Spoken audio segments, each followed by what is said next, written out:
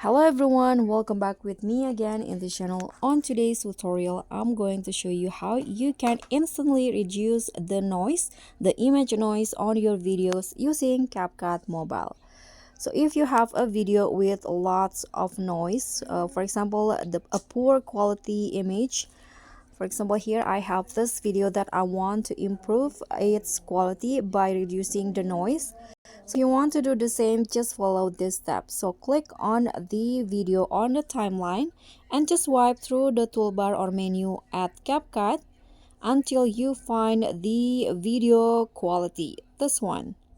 Tap on that and you'll see the reduce image noise option, but you can see this is a pro feature. So if you want to use this feature, you need to join the CapCut Pro and pay for it.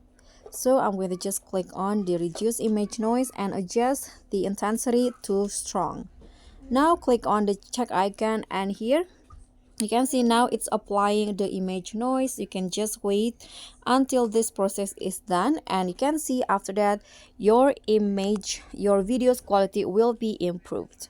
So that's all from me. Thank you so much for watching. Don't forget to like, comment and subscribe. Also click on the thanks button. Bye.